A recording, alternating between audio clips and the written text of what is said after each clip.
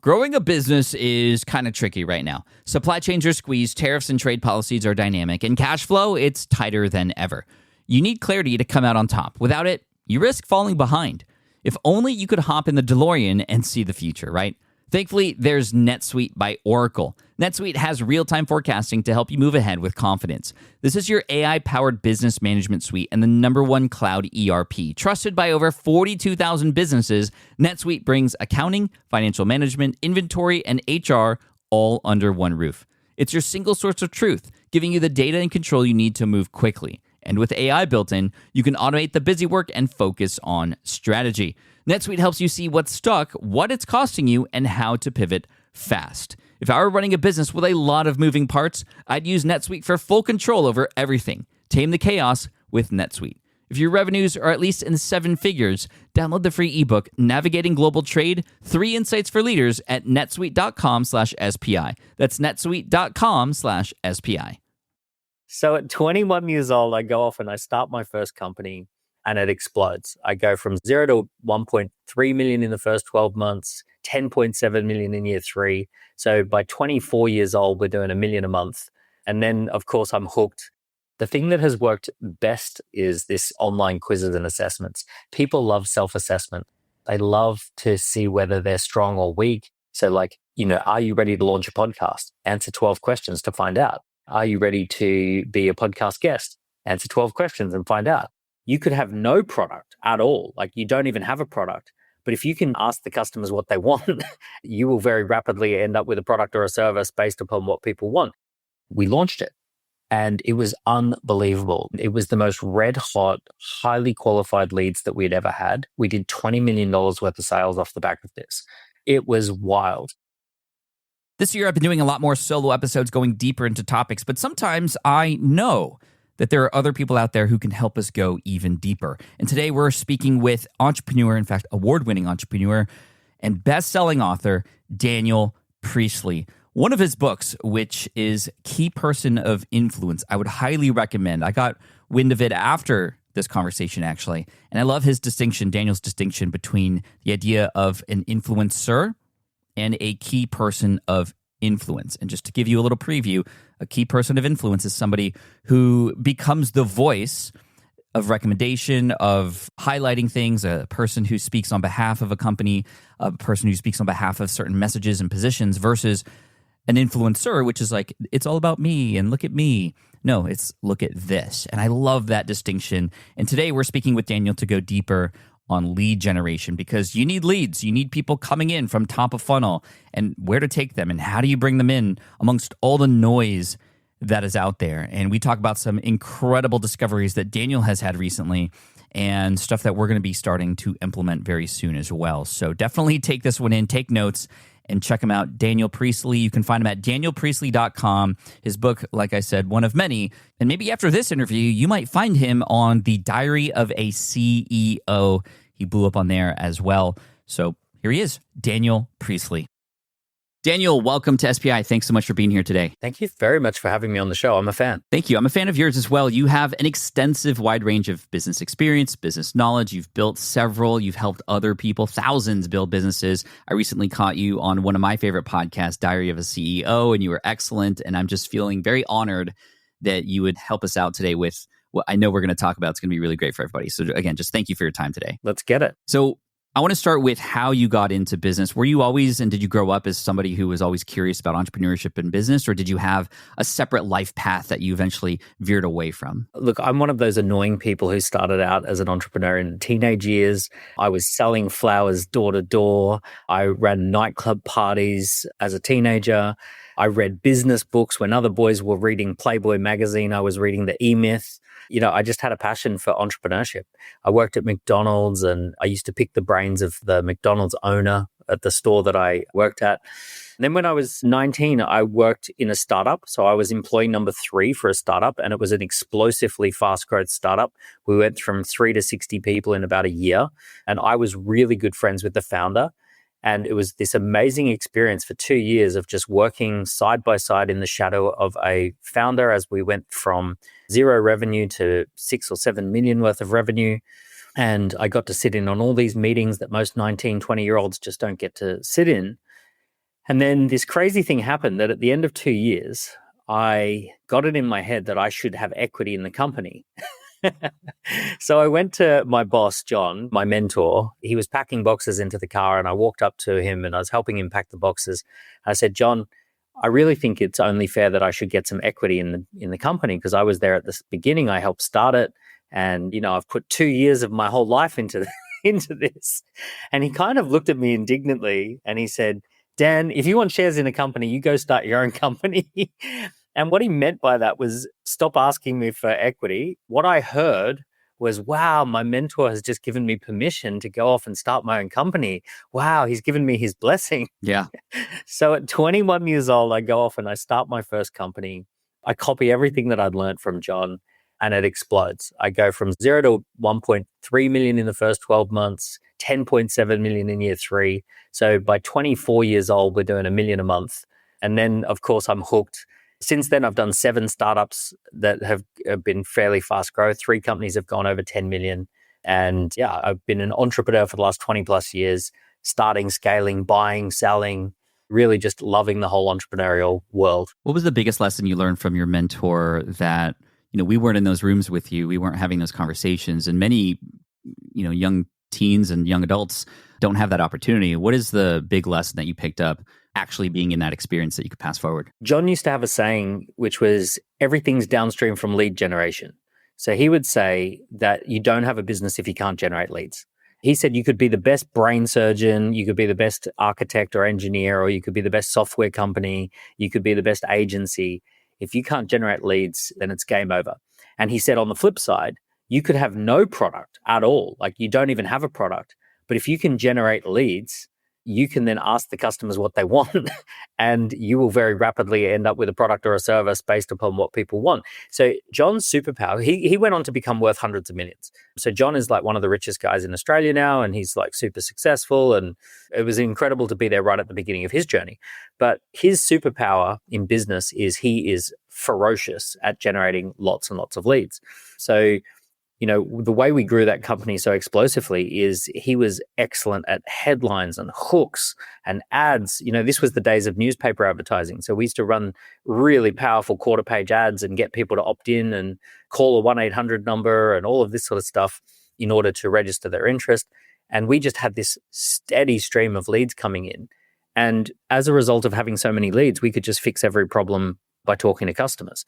So that was probably the biggest lesson. John was just unafraid to have too many leads coming in. Unafraid to have too many leads. And it seems like you've carried that forward into these other businesses that you started. You grew something from 0 to 1+ million in about a year.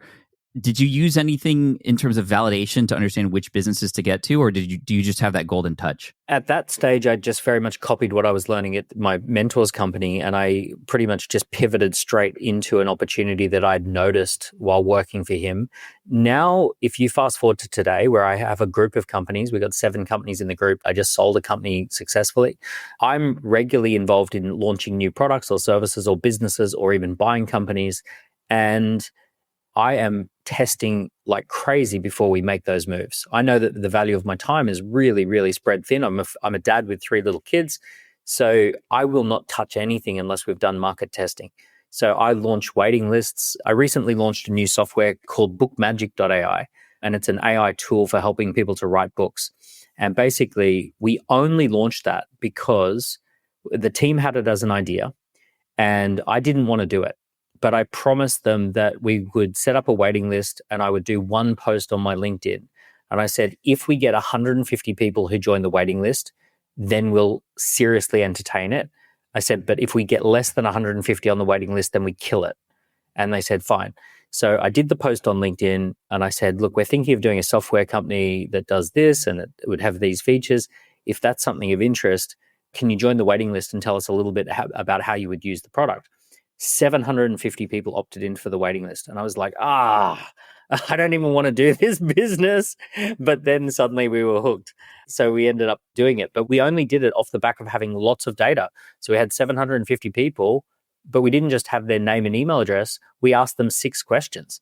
And those 6 questions told us exactly how to shape the product. I mean, this is speaking my language. I wrote a whole book about validation called Will It Fly? And it brings us back to, like, even in the olden days, there's a marketer that you might know, Jay Abraham. He used to run classified ads with various book ideas, and whichever book had the most phone calls would be the book that he would write. This is just removing the guesswork, which I absolutely love.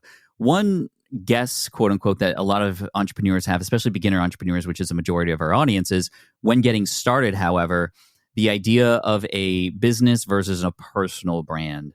And, the products can come later, but it's often a big hurdle that a lot of people have. And I love how you've spoken about this on other podcasts. I'd love for you to answer this for us. What is working today? Can you even build a business without like the person behind it? A lot of people love to hide, and this is how we used to do it, hide behind the blog, hide behind the screen, and not really show up as a person. But is that actually a requirement now? Yeah, so the way that we used to think about businesses is that there was a business brand or a company brand, and that company had products, and behind those products were people. And we basically thought there's going to be a business logo. Like, you imagine kind of walking into a store. You walk into Walmart, and then you go through the door and there's products everywhere. And then if you need to, you talk to a person. So it's kind of like the physicality of a retail store is business, product, person.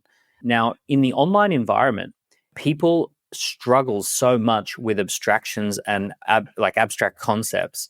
And they also struggle because social media, all the algorithms are geared around personal brands. It's all around people. So the way that we relate to brands now has completely flipped. It's person, product, business. So what we do is we hear about a person online who we like and who we follow, and we want to connect with that person. And then we hear about what kind of products they offer and what those products might do. And then we end up as part of a community, which is actually a branded community, which is a business brand. So if we think about a business brand is now the name of the community of people who have bought products that heard about those products through a person. Now, we can see so many great examples of this. We can see Ryan Reynolds, who used to get paid 5 to 10 million to be an actor, built a personal brand as a Hollywood actor, but then he realized that his personal brand was worth 10 to 100 times more if he used it as the entry point for businesses. So he used himself as an entry point for Mint Mobile, and they sold that for 1.3 billion. He used his personal brand as an entry point for a product called Aviation Gin, and they sold that for 610 million. So this is a great example that Aviation Gin, gin, you can't get a more commoditized product than gin. There's nothing special about gin. It's the same recipe for hundreds of years. But he sticks his personal brand on it, and suddenly it's decommoditized and interesting and worth $500 million as a company. So we're seeing this over and over. Some great examples would be Kylie Jenner has more followers than every cosmetics brand combined. Jeez. Right. So like one personal brand is bigger than the industry. There's a footballer called Cristiano Ronaldo, and he has 650 million followers. And if you take the entire British Premier League football clubs combined, they have less than 300 million. So one football player has more followers than the entire Premier League combined. So what we're seeing is that people relate through personal brand first, then they're interested in products, then they're interested in communities of people who've bought those products, which we now call a business. But Daniel, I'm not a great football player. I'm not as famous as Kylie Jenner. I'm not an actor like Ryan Reynolds. I'm just a regular person wanting to start a business. What do I have to bring personally to attract people? I just want to say that I've built 3 multi-million pound businesses over 10 million in valuation each. And I had between 5 and 50,000 followers while doing that. So if you look at my following now on social media, it blew up after Diary of a CEO. And it would be very easy for people today, if you're hearing me for the first time, for you to say, oh, well, that Daniel Priestley guy, he's got hundreds of thousands of followers on social media. So therefore, of course, he's built these successful companies. I built those successful companies ages ago, and it was with a small following of 5 to 50,000. So when my businesses were going through the roof, I had small followings, but I had a very dedicated following. So I look at the follower count, but I also ask myself the question, how many of those followers would recognize me on the street? If I take my 5,000 followers, how many of them would bound up to me and say, hey, Daniel, I'm friends with you on LinkedIn. It's so good to see you. Now, I know that there's a formula for getting someone to feel that way. And the formula is that they have to have spent 7 hours or 11 touch points with me. So, for example, anyone who's read one of my books, they would probably come up and talk to me. Anyone who's watched a long podcast episode, they'd probably come up and talk to me. Anyone who's watched 5 or 6 of my videos on YouTube, or they've been following on my Instagram for a while and they've interacted with 11 posts, they would probably come up. So I'm really trying to get deep engagement with a group of people. And I don't need it to be a large group of people in order to build a decent business. I think for 90% of entrepreneurs, if you had a 5 to 50,000 person following and you nurtured the relationship and you looked after them and you added lots of value, you would be able to build 7-figure, 8-figure business and then do it again. You could build and sell a couple of 7 and 8-figure businesses. Now, of course, if you go into the hundreds of millions and billions, okay, now you need Ryan Reynolds and The Rock and those kind of people. But certainly, for what most people want to achieve, I think that the 5 to 50,000 is the sweet spot. Yeah. And thinking about it like, okay, you're not the Ryan Reynolds of the world, but you're the Ryan Reynolds of knitting, right? You become that version for that particular niche, and it's a much smaller audience, but you can still have that kind of leverage, that kind of brand, connect with other companies and generate a lot of revenue with far less people. With running your own business, legal questions always come with the territory. Like, can I use this contract or agreement? What do I do if a client doesn't pay? Am I even structured the right way for taxes? Instead of Googling your way through legal landmines, imagine having a law firm ready to address your business's legal needs without the sticker shock. That's what you get with Legal Shield's small business plans. Legal Shield helps entrepreneurs access real legal help on contract reviews, collection letters, business formation guidance, and even help navigating IRS audits. Members can schedule consultations, upload documents through the app, and get support from a provider law firm that knows small business laws in your state. Plus, consultations on taxes or trademarks help you stay ahead of potential problems. And if a client is late on a payment, Legal Shield steps in with professional collection letters so you can protect your hard-earned revenue, all for a fraction of the price of hiring a lawyer on your own. Go to LegalShield.com/SPI or call 833-570-9980 to learn more and get big business legal support without a big business budget. That's LegalShield.com/SPI. While DIY website tools are everywhere, most fall short on design and performance. Hit publish. Framer ships your site worldwide in seconds. No code, no compromises. Framer is a powerful, user-friendly platform that delivers developer-level results without writing a single line of code. Make your designs move and convert with Framer. Framer brings your site to life with powerful animations, dynamic content handling, and a design-first approach that helps your site stand out. Framer is the design-first, no-code website builder that lets anyone ship a production-ready site in minutes. Browse hundreds of pixel-perfect templates or even design something of your own on a totally blank canvas. Add bold animations like appear effects, text effects, scroll and looping animations, and much more in seconds. And it's free to start. The built-in AI handles the heavy lifting of generating starter layouts and can even translate your entire site to any language. On the back end, you'll get responsive breakpoints, built-in hosting, a flexible CMS, and privacy-friendly analytics. Ready to build a site that looks hand-coded without hiring a developer? Launch your site for free at Framer.com and use code SPI to get your first month of pro on the house. That's Framer.com, promo code SPI. Framer.com, promo code SPI. Rules and restrictions may apply. Daniel, I want to talk to you about something that you had mentioned earlier, a very important thing that your mentor John taught you, which is the importance of just getting leads. And getting leads is, you mentioned phone calls back in the day, and I mentioned Jay Abraham getting leads with classified ads. What is the way to generate leads today that is working better than anything else, in your opinion? I think there's a million ways to do it, but what, in your eyes, are the ways to do it today that works? So we had a massive breakthrough with lead generation several years ago. I had built a little bit of an audience. I was giving talks, I was putting out content, and there was definitely people watching what I was doing, and I was getting a bit of an audience online. I could see the views, I could see the likes, and we wanted to be able to bridge that. We wanted to be able to get people to signal that they were actually interested in working with me. And one of the things that was pretty transformational is I launched this thing called the Key Person of Influence online assessment. And it was basically a personal brand assessment where you answer 40 questions about your personal brand, and then it gives you a score on 5 or 6 different categories. I didn't know what was going to happen with this. It was very expensive to set up, actually. It was about £12,000 to code a website that would generate a PDF report, and it would generate like an instantaneous result. So there was basically a landing page that explained what this was. I kind of took it from Myers-Briggs type analysis. I'd seen some of these online personality tests. And I said, I'm going to create an online personal brand test. So landing page, set of questions, 40 questions, immediate results, and then a downloadable PDF so that people would give the real email address in order to get the PDF. So it spent £12,000, which is about $20,000 setting this up. And then we launched it. And it was unbelievable. 90,000 people filled this in. And it was the most red hot, highly qualified leads that we'd ever had. We did $20 million worth of sales off the back of this. It was wild. And what was incredible about it is that when someone filled in this online quiz and online assessment, we could see the data. So when it went to my sales team, we pick up the phone and we say, hey, John, we noticed that you just filled this in. You're really good for pitching. You've got strong published content. You don't have a product ecosystem, so we need to work on that. You haven't got any joint ventures and partnerships in place, so we need to work on that. Can we have a conversation about how you might improve your score? And of course, everyone just says, yeah, like I'd love to improve my score.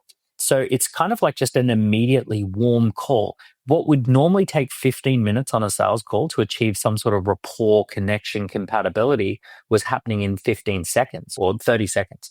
So it was just an accelerant for talking to people.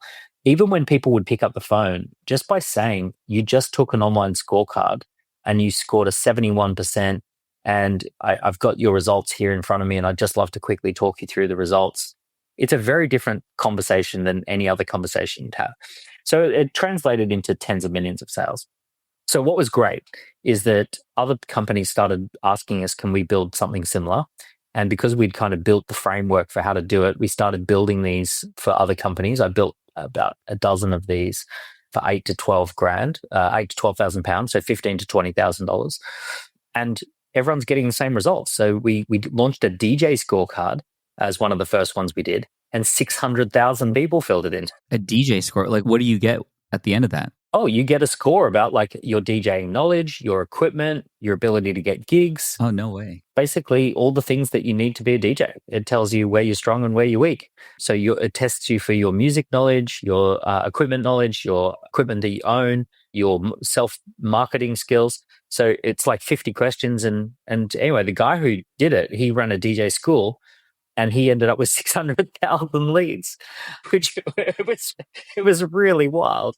We did a life coach we did one for a life coach, and she ended up with a massive amount of like life coaching clients. So yeah, it just became one of these things where it was clearly working.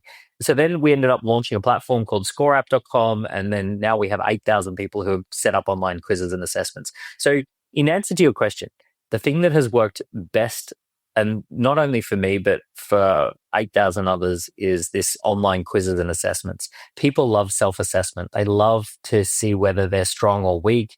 So like, are you ready to launch a podcast? Answer 12 questions to find out. Are you ready to be a podcast guest? Answer 12 questions and find out. Test your knowledge of Back to the Future. Answer 33 questions about the Back to the Future. Oh, easy. I don't need to take that quiz. We're going that one. People love it. Do you know what's funny, Pat? Is that if you were cruising through the internet and you saw test your knowledge of Back to the Future, and it's like 100 questions, and like the person who scores the highest gets some sort of Back to the Future memorabilia, you would pounce on that. Oh, 1 million people would immediately. Yeah, but you personally, you would be like, I'm going to crush this. I'm going to be the best in the world at this. Like, people love it. That's so true. I mean, it's like, which Disney princess are you? Like, you remember those on like Buzzsprout and stuff. We just want to kind of know the answer to these open-ended questions that we just don't know the answer. Actually, this reminds me, back in the day, HubSpot, I think, had a website grader tool, and it was like, just put your URL in, and we'll give you a score, and it's going to tell you like a score. And then, of course, like, what does that do? That tells you, okay, you have an F. Here are the things that you can do, and if you want this done faster, use us. Mm-hmm. That was one of their keys to scale. That was huge for them. Yeah, this is really great. I think a lot of people listening are going to get just as excited as I am right now. Where do we begin if we we want to do a quiz or Quizlet or some sort of assessment? Like, how do we know what to even quiz? Is there a reverse engineering? The first thing is like, what are your clients trying to get done? So if I can do one for you, like I read your book called Superfans and I loved it. I read it during lockdown. had I read that, let's say there was a bookmark that came with it and it said, don't just read the book, discover if your business is building superfans. Answer 14 questions, answer 30 questions, and we will tell you, is your business on track to be building a core base of superfans? And I go, oh, okay. So I'm reading the book and then I go to the superfan quiz and I go, and it says like, are you doing this? Are you doing that? Have you done this? Have you given your community a name? Have you done that? Blah, blah, blah.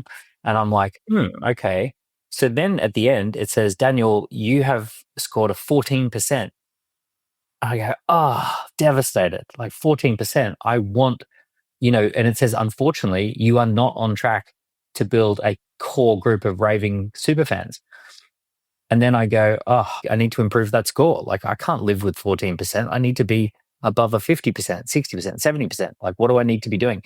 Every single one of the questions will be a micro paper cut of like, have you done this? Have you done that? And it's like, no. And then by the end of it, it's like, okay, you've got me. I need to fix this. I'm going to do that exact quiz eventually, very soon, with everything else going on after my other book comes. Anyway, okay. This reminds me of like just posts that people come out with, like 10 things you should have when building superfans. If a person has like a post or something like that already, you can... Any high-performing content can be turned into a quiz that is just the mirror image of that content.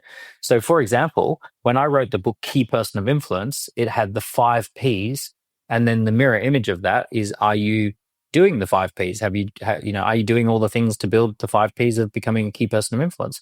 So it was just essentially just a flip mirror. So you can take any piece of content that is a list or a set of advice or a concept. So where the starting point is essentially, you want to ask the question, what are my customers trying to achieve? What do they want to get done in the world? And then you say, like, are you moving towards that, or are you killing that result? Like, are you destroying that? So you can call your quiz, are you the victim of the 12 biggest killers of personal brand? So it can be positioned as, are you killing your personal brand? Or you can do, are you on track to achieve your personal brand? And mind you, if I take like some of the things that people have, we have financial planners and they have the financial clarity scorecard because people want to have financial clarity. Or they have the retirement readiness scorecard. Are you on track for retirement? We have health and fitness people, the weight loss scorecard, the CrossFit champion scorecard, so like all of these types of things where it's like, well, my clients are trying to become this, or my clients are trying to achieve this outcome. So then they want to benchmark. Am I on track, off track? Am I doing all the right things to get what I want? I love that. Okay, so let's say as a person listens to this, they're excited. They know exactly what their audience wants. They develop a quiz. And can you drop the name of your tool to create one real quick again? Yeah, so ScoreApp, ScoreApp.com. And essentially what ScoreApp does is it does the landing page to promote the quiz that essentially people will land on to tell them about the quiz. Then it does all the questions, and you can have as many questions as you like. And then it does the immediate score and result. And then if you're, depending which plan, it can also send a full PDF report. And you can start with templates or AI. So you can either tell the AI what you want and it'll build you a version 1, or you can just go to our templates, which our designers have built. That's cool. So there's like 100 templates. Yeah, it's pretty quick. Like it probably takes half an hour to get all set up. That's amazing. I mean, that is incredible. And I think we're going to be setting up an affiliate link or something for that through SPI. So probably... Yeah, let's do that. And also let me get my team to build you a scorecard for your new book. What's your new book called? So it's called Lean Learning, How to Achieve More by Learning Less, in fact. So the information overwhelm, how to get through that.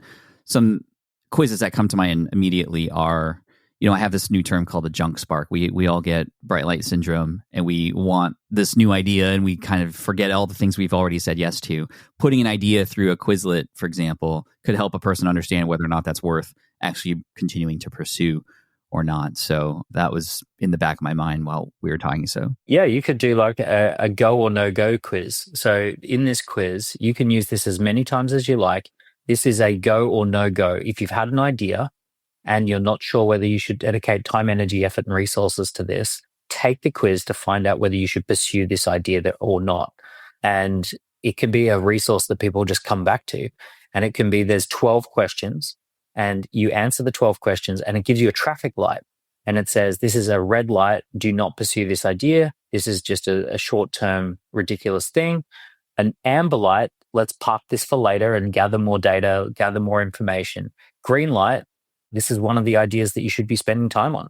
I love that a lot and want to do that. And I thankfully have a few months before the book comes out. So we'll talk after. Thank you. So we get the quiz ready. How do we get people to find it? That's going to be a big question people have. How do we drive people toward it?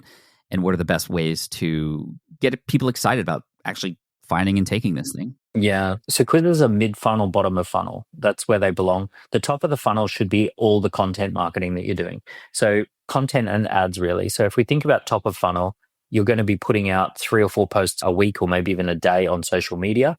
The call to action should be take the quiz. If you are top of funnel advertising, you can put onto the landing page as one of the things people can do is take the quiz. Let's say you create podcasts or videos, then at the end, take the scorecard.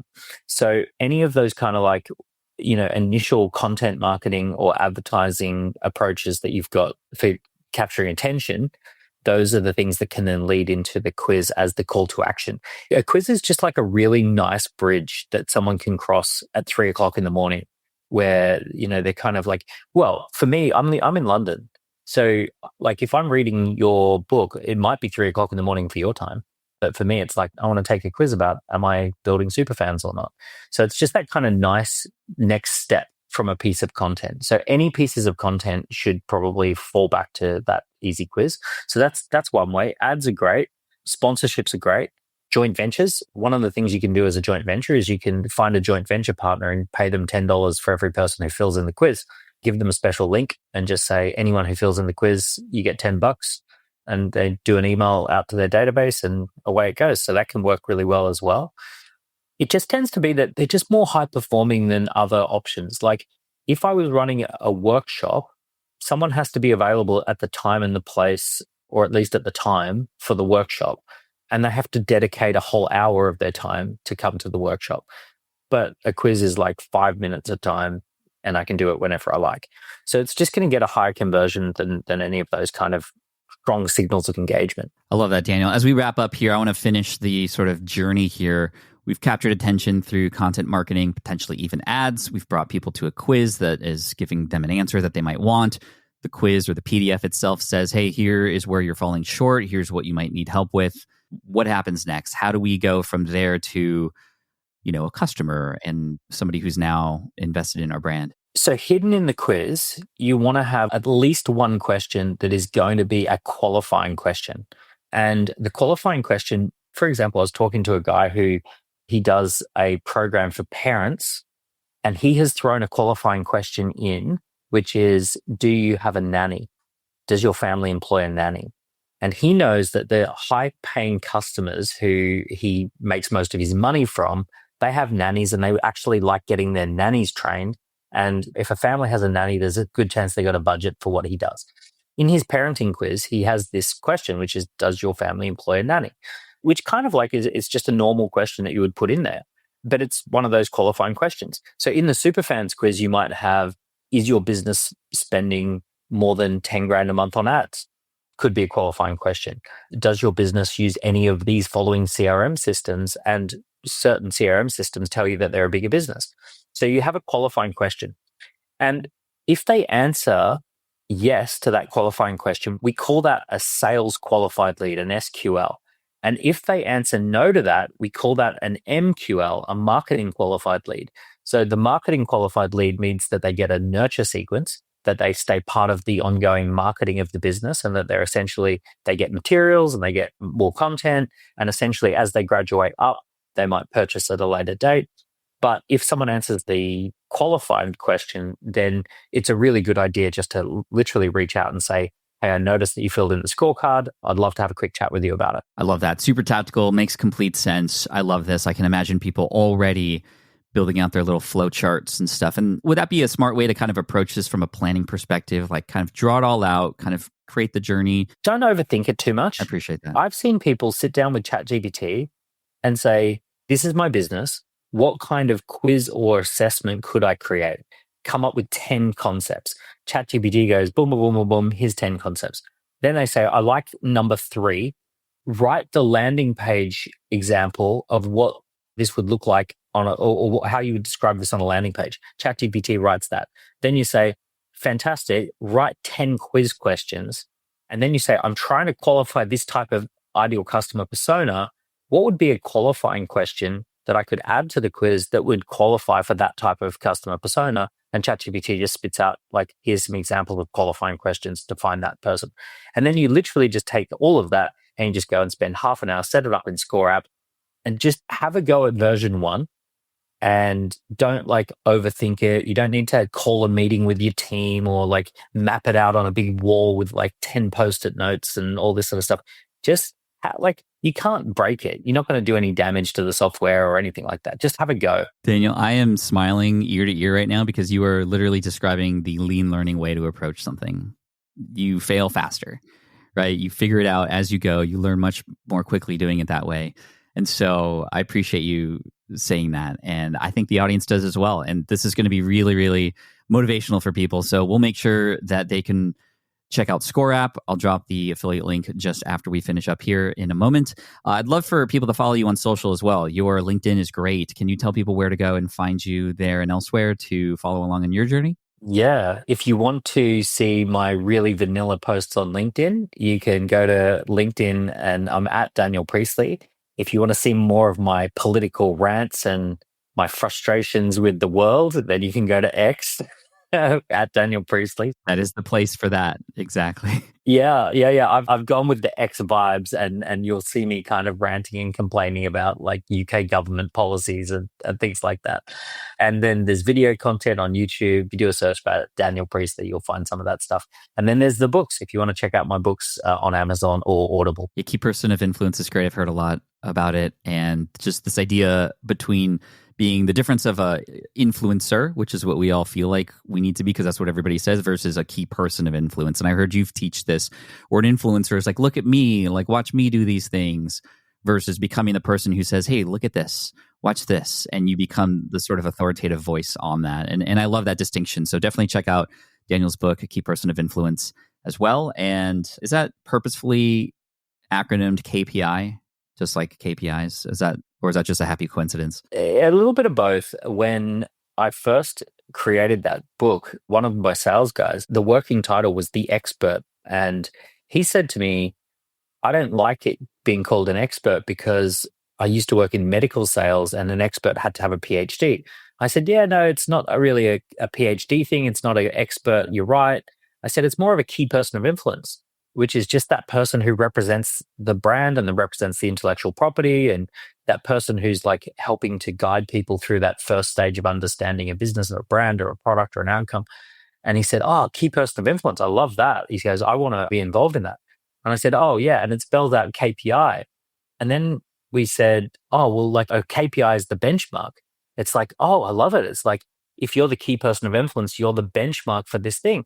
So we kind of ran with it and we loved it. And everyone now says, this person is the KPI of knitting. This person's the KPI of building superfans. This person's the KPI of creating quizzes.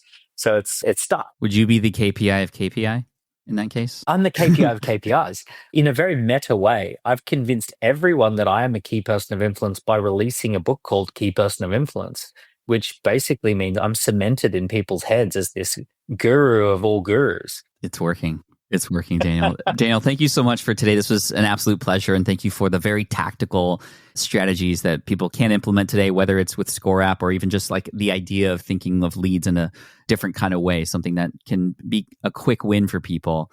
This is really, really important stuff. So I appreciate you, Daniel. We'll link to all the things and want to wish you all the best. Well, hopefully we can keep crossing paths because I love your stuff.